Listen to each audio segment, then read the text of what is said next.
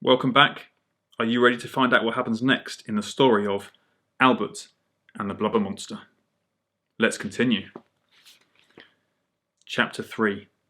Elodie. I'm Albert, and this is Ernie, Albert stuttered. Who are you? My name is Elodie.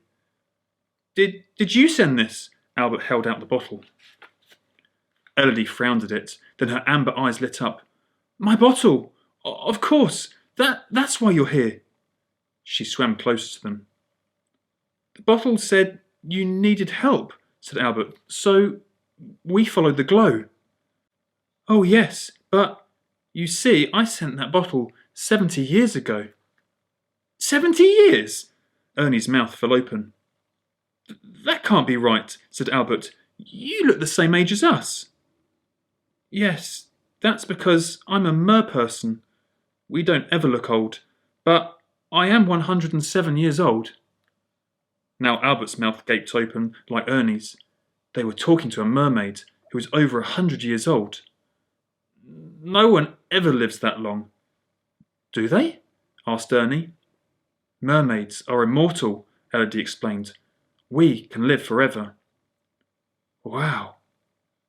Was this the mermaid that his granddad had seen all those years ago? Albert wondered.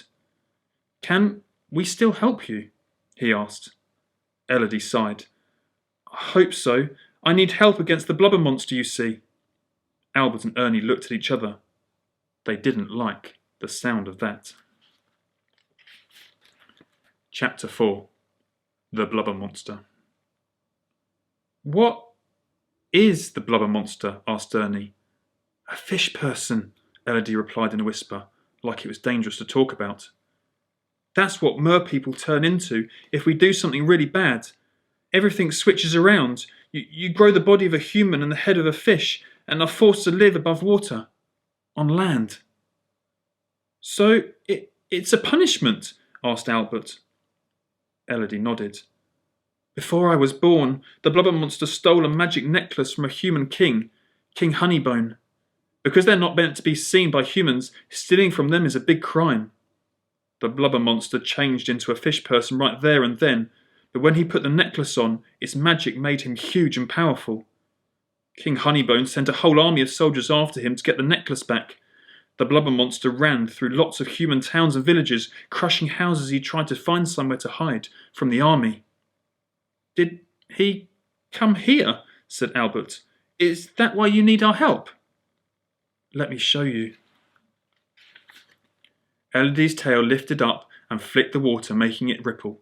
In the ripple, an image appeared, showing Elodie in the same place she was now. The island was underwater. It was really colourful too, full of reds, greens and golds.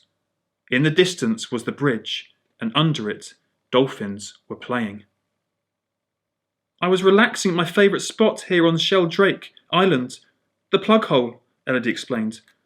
Warm bubbles used to come up through the plug hole and tickle me. In the image, an older merman with a tense face swam up to her. What's the matter, Dad? The blubber monster is here, Elodie. Behind Elodie and her dad, a blurry mass appeared. Albert squinted. It looked like a gigantic, fat, green person. Elodie screamed, and her dad hugged her tightly. But the monster didn't come for them. It plucked something purple and shiny from a nearby rock in its huge hands, roared with laughter, then swam out of sight. The Merstone, Elodie cried. He's stolen it. Her dad's face turned red with anger. Stay here, Elodie. I've got to get the Merstone back. Don't leave me, Dad. Be brave, Elodie. I'll be back soon. He flicked his tail and swam quickly away. The image faded in the rock pool as he did so. Albert looked back at Elodie and noticed tears filling her eyes. The rock around me started to shake, she said, wiping the tear away. The Merstone had been protecting us. That's its job, to protect its holder. But as soon as the blubber monster stole it, the stone changed the whole island to protect him. He must have planned it to stay safe from King Honeybone's army. The blubber monster sounds terrible, said Albert. What happened to you next? As everything kept shaking, I closed my eyes and stayed in the plug hole, like Dad said. When it finally calmed down, I swam up and poked my head out. And there was sky above me. My home had risen above the water. It had changed colour too. All the beautiful reds and greens were now grey. Then I saw my dolphins over the bridge. They were grey too. They had turned to stone. We saw your dolphins. Why did they turn to stone? Asked Albert.